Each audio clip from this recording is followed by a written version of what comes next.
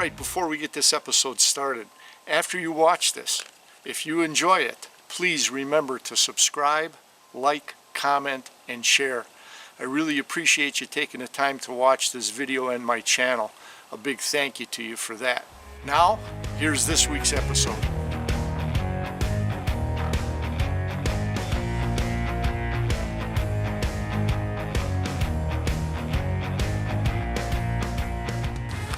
Well, it's Saturday morning. I leave tomorrow for my 5-day bow hunt in central Wisconsin. I came down here. Our park system in Milwaukee County has archery ranges, and I figured, hey, you know, this is the weekend before gun deer season opens up. Everybody's going to be out bow hunting this weekend. I should be able to come down here Saturday morning and, you know, just sight in the crossbow, make sure everything is tuned and ready to go so that when I show up, I can just walk out and have confidence in where that arrow is going to go, and I don't have to waste time up by my brother-in-law sighting in the bow. Well, I pulled in, we got a ton of cars and trucks, and all 4 of the bales are taken. Everybody's shooting today. So it looks like I'm leaving a little earlier than planned tomorrow, so I've got daylight time so I can sight in my bow by my brother-in-law, so I'm ready to go on Monday morning. So, all right, well, I stuck around long enough. One of the lanes opened up. In fact, now that I'm shooting, there's just me and another gentleman here. Everything's open, so.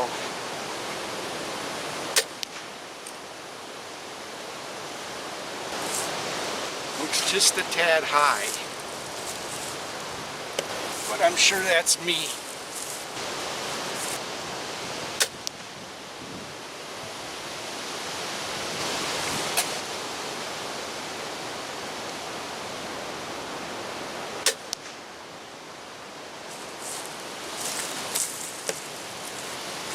All right.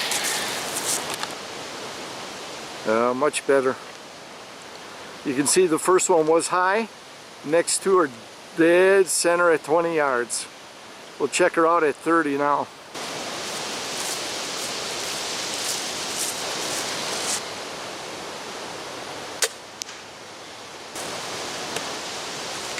I don't know. That one looks like it might be a little low. Oh no, we're right there. We're good. Couple more shots. We should be good right there.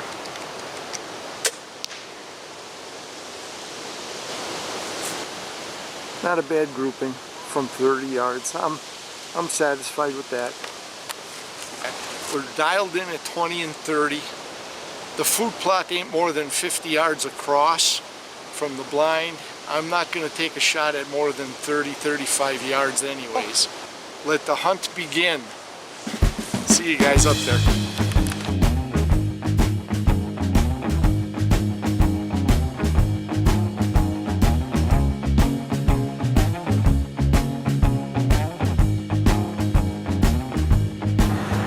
Just got off the phone with Kevin Pitzel. He called me. He's been up hunting this weekend. The parcel that I'm headed to right now, and he is so pumped for me. He gave me some good intel information. After looking at his trail cams and his experience out in the woods, he missed an 8-pointer yesterday. All his fault, he says. He says he should have had that deer. Anyways, he's so pumped for me. He said, looking at intel off their trail cams, there's 2 10s, at least 2 9s, possibly 3, a couple of 8s. He says there's tons of buck activity on our 40 acres that we hunt up there. So he told me, he says, I wish I didn't have to go to work, that I could stay up with you. So I am super pumped right now, getting this latest intel out of Kevin. This may be my best chance at getting a big buck. No does in the picture this weekend. No small bucks in the picture this weekend.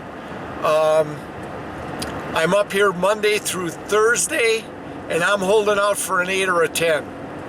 So, you know, there's never any guarantees, but it sure sounds from listening to the intel that the odds are in my favor. That's all I can hope for, is having odds in my favor and being in the woods at the right time. So I'm hoping this is the time. All right, it's about 3:45. We're finally up here at Craig's. We're unloaded. Got my backpack packed to come out here this evening. We had snowflakes in the air a little bit. I think it's about 34, 35, 36, somewhere in there, just above freezing. Anyways, we're headed out. I'm so stoked based on the recent intel from Kevin. Man, we got some big bucks roaming this acreage. I'm hoping I can run into them. Anyways, we're heading out there tonight. We're going to refresh our scrapes, our mock scrapes. Put down a little bit of estrus, doe estrus in the area. All right, that's it. I got visions of big bucks dancing in my head, so. All right, there's the blind. It's been pretty windy and gusty, but it looks like everything is held up halfway decent. Doesn't look too bad. What happened here? We're not in too bad a shape. All right, cool. That don't look too bad. With the high winds, I can see the top peeled back up there, the camel pushed back. We'll take care of that. We've got a camera over there. We've got a camera over here. And we had a camera over there. We're going to get the SD cards pulled and activate our scrapes again and get that done. And I've got my crossbow support for shooting in my backpack. That's going to go in the blind tonight right away too. So let's get this done.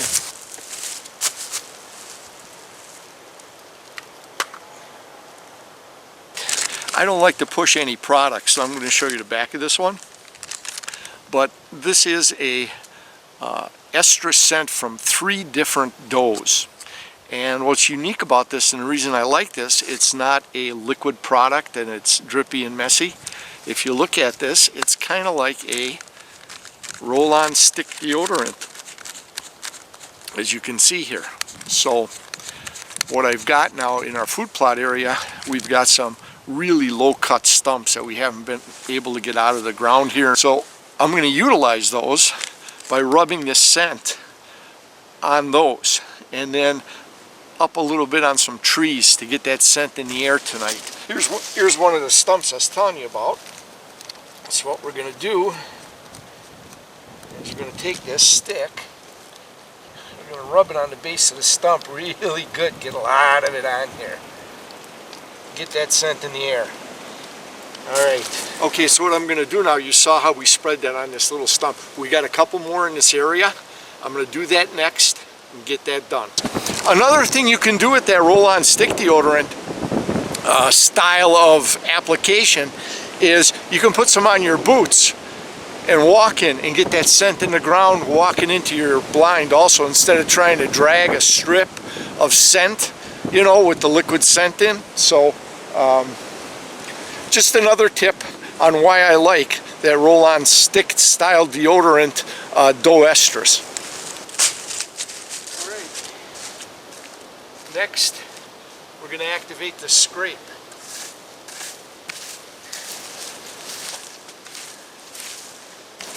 Now we're going to get some dominant buck urine sprinkled on there. Most people just put a couple of drops on. I try to make it real. When a buck goes, he goes. He just don't sprinkle a couple of drops. I want to saturate it pretty good to replicate an actual buck peeing on that ground, not just a couple drops. They go.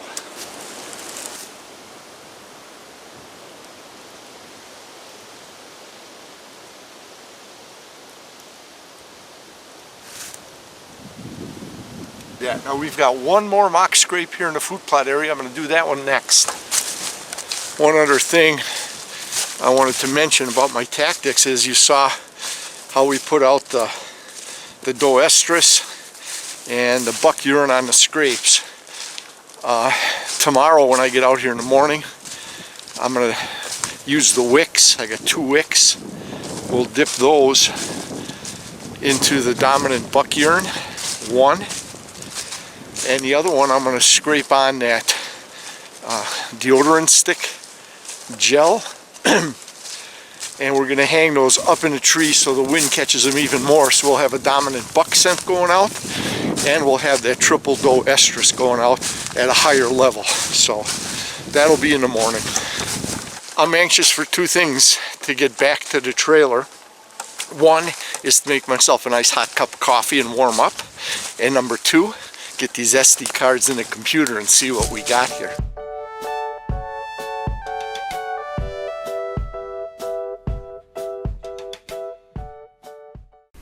We're going to start out with a trail cam picture that was forwarded to me from James Pitzel just before I left on my hunt. Now this trail cam photo from September 21st, 2020 shows an extremely large-bodied 8-point buck along our ATV trail coming out of the swamp sanctuary area. It's 3:36 in the afternoon, and bow season has been open for a few days, but this guy doesn't care. He's still appearing during daylight hours. I wanted to include this in our data set because it's a great picture angle showing just how big central Wisconsin bucks can get. And as of my hunt that starts tomorrow, as far as we know, he's still in the area. Now let's get on with our current trail cam data review. Well, the beginning of November showed nocturnal activity from this doe and this nice 8-point buck. With that 8-point buck still being active at daylight and working his way off the ATV trail and through the food plot area.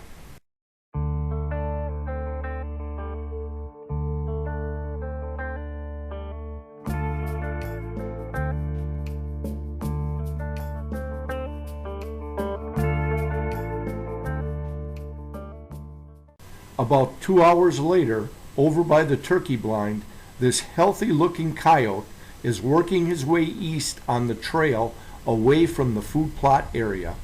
By midday on November 2nd, this short rack 10-point is moving east through the food plot. The morning of November 3rd finds these two coyotes strolling around the food plot, checking each other out. In the wee hours of November 4th, at 12:54 a.m., this big 8-pointer is working his way in a northeast direction past our turkey blind, which is east of the food plot by a couple hundred yards. Later, around 10:30 p.m., this solo doe moves west through the food plot. Around 7:30 on the morning of the 5th, this big-bodied 4-point is moving east through the food plot.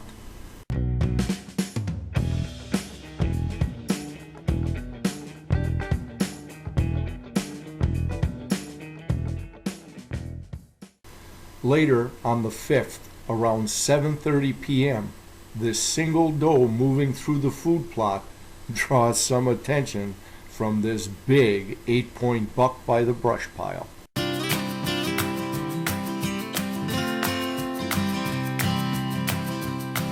Now later that morning, back at the food plot around 7 a.m., this 4-point buck worked his way west. After a day and a half of only predators showing up on the trail cams, the morning through mid-afternoon on November 10th shows the return of deer and turkey activity on the trail near the turkey blind. By the morning of the 11th of November, full deer activity returns to the trail cams. This doe goes on alert while in the food plot, and for good reason, as 14 minutes later, this 4-point buck has his nose to the ground, hot on her trail. And late evening, around 10 p.m., has this active doe moving west through the food plot. From late morning through late afternoon on November 12th, this trail cam catches these does moving through and grazing in the food plot.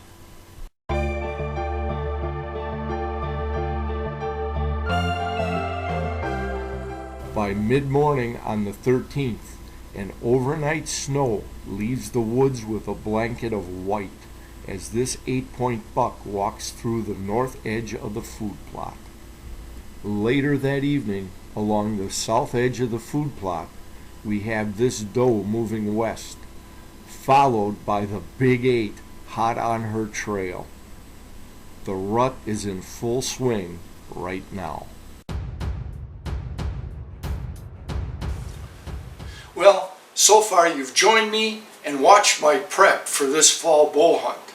Next up, come on along and join me on Monday morning for the start of this last fall bow hunt. Well, good morning. Monday morning, and as you can see, it's light outside already. I'm still standing on the front porch here to the trailer, not out in the blind yet. My alarm did not go off. I didn't set it properly, I guess. I didn't slide the button all the way over, so I overslept. Forget it. Don't worry about it. Just deal with it and move on, and maybe it's a blessing in disguise. We'll see what happens this morning. We'll see you guys out in the blind. There's a frost on top of the ground and it's crunchy. It's bad enough you got leaves here and there, but no matter where I step, I'm crunching. So I don't know whether I try to go slower or I just get in the blind because the sun's up already and get it over with. So I think my best bet is get in the blind as quick as possible, let the wood settle down. So see you guys in the blind. Let's get in the blind and get settled in. I'll show you how we got this set up. Got one camera here I'll be able to turn on, and it'll be on me while I'm shooting the crossbow. Here's my support for my crossbow, and we have our other camera hooked up onto one of the support beams, and that'll give us a field of view out here for shooting. Of course, crossbow is set up down here.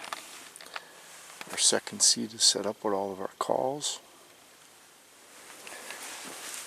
Camera bag is back here for still photos, and my other video camera and still photo camera is available there. And here's our field of view. So we're just going to sit for about a half hour and let the woods settle down, and then we'll start doing some calls.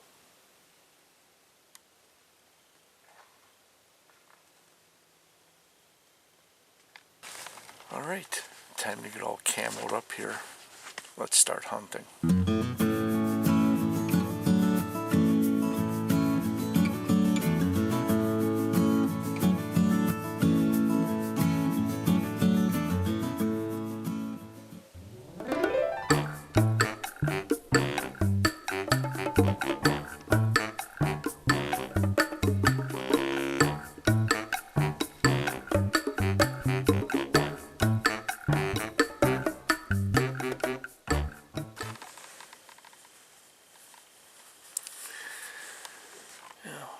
We've had a couple birds flying around. You saw that blue jay.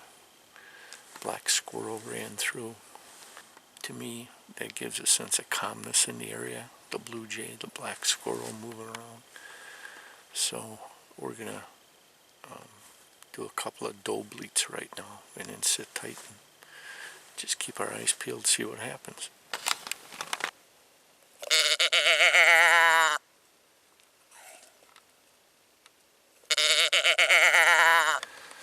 Alright, let's cover up and settle in and see what happens here.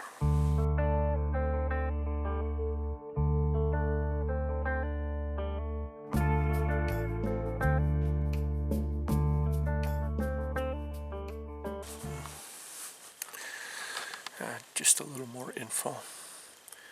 We've got the wind coming. As you're looking at me, the wind is coming from this way, blowing this way. So chances are I'm going to have deer coming in from my right. So if they are responding to my doe bleats or rattling, I'm kind of expecting them to come in downwind to come up at me to try to pick up scent. So I'm going to be paying more attention to my right than I am to the swamp area. So, all right, sit and wait.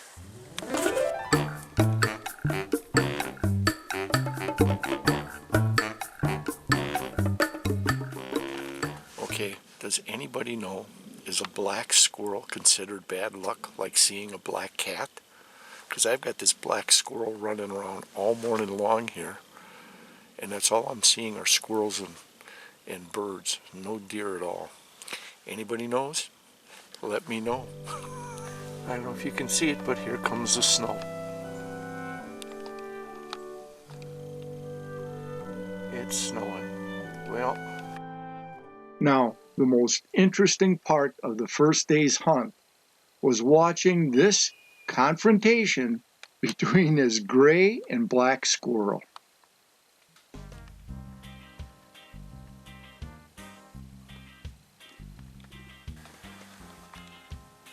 this could get interesting. We still got the black squirrel there.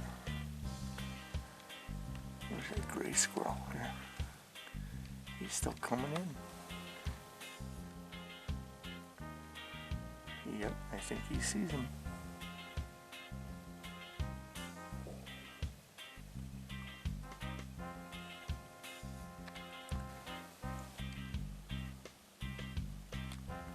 Well, let's see what happens here. Ooh, the gray squirrel chased off the black squirrel. Oh, there he is. A little higher than I thought he was. But he took off. He wanted anything to do with that gray squirrel.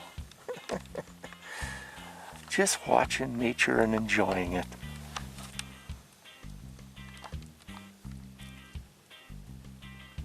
I think the gray squirrel's looking for a fight.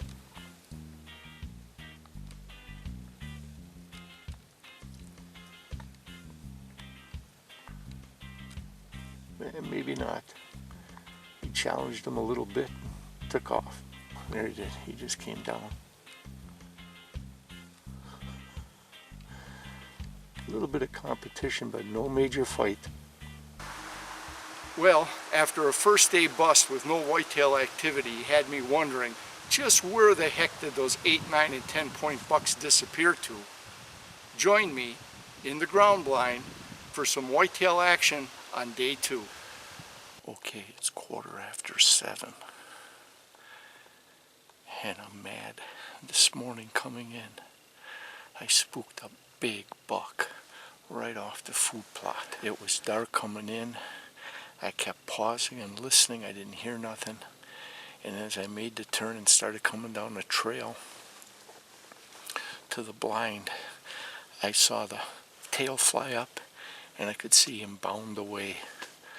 And I keep saying him because usually does are not that big.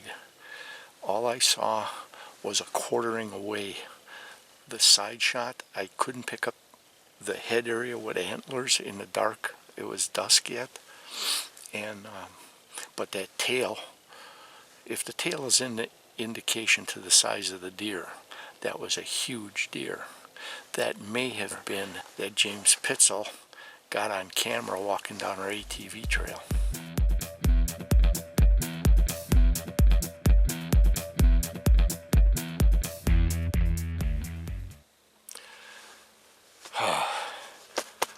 My heart was pounding. If only I got here about 15 minutes sooner, I might have been here before that buck moved in. It's all about the timing. The opportunities are here, I think, for the next couple of days. I got to get my timing down.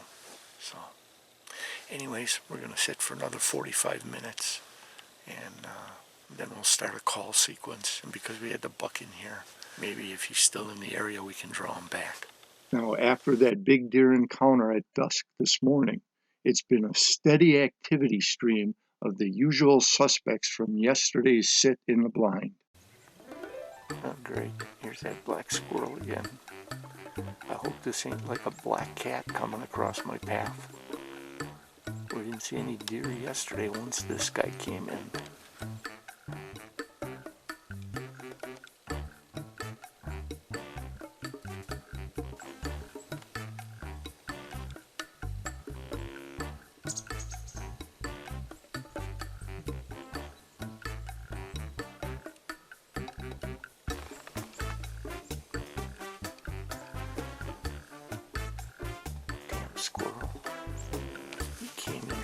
there and I heard the crunching of the leaves. I thought I had a deer coming in. Damn little tree rat.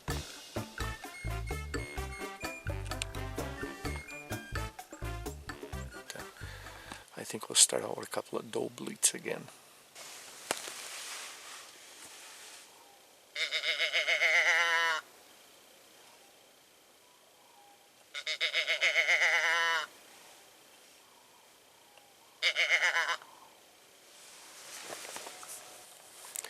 Alright, we got a little bit of a southeast breeze starting. Kind of a setup like yesterday, where the wind is blowing from my left, and if a buck or anything's going to try to come in and scent me, they will circle around to my right or your left as you're looking at me on the screen and come in upwind to try to pick up that scent. Same setup as yesterday.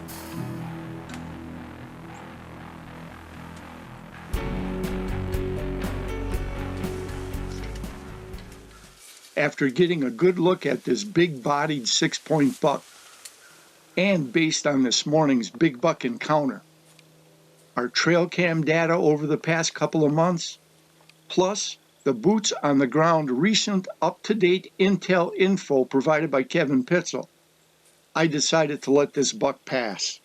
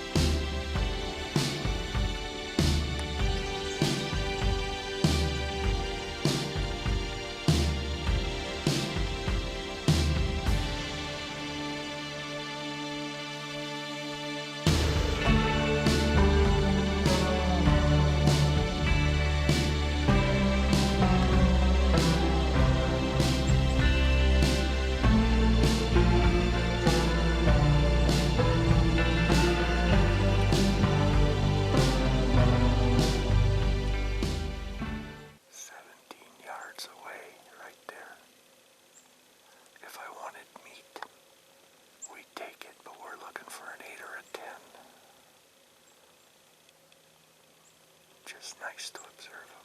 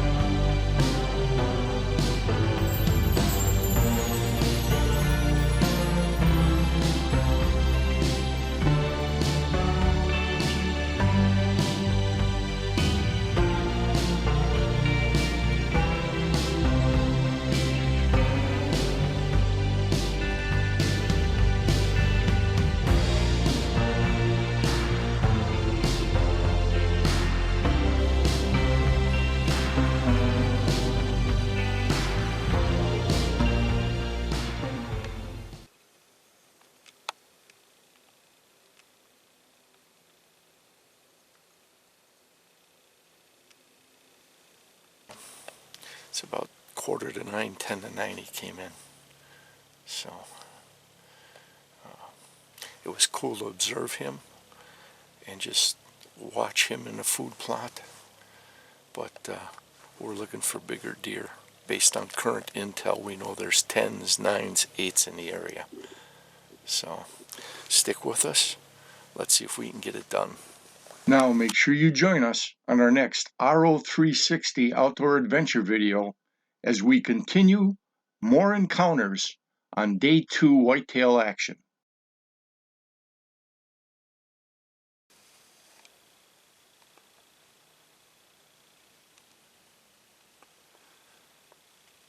They got frisky does all over the place. Now he's hanging back, the door running all over. I gotta think there's gonna be a bigger buck in here. Then come along with us on day 3 as we encounter and match wits with the big 8-point buck. Hey, thanks for watching, and we'll catch you on the next RO360 outdoor adventure. See you then. Feel free to comment below, or if you don't want to comment in the public eye, we can also be reached at rapantoutdoors360@gmail.com. Now, if you know somebody you think might enjoy this video series, please feel free to go ahead and share this video or this link with your friend. And as always, whether you fish or hunt, remember, practice CCR. Catch, conserve, replenish. Make sure that that resource is available for future generations. See you next time, guys.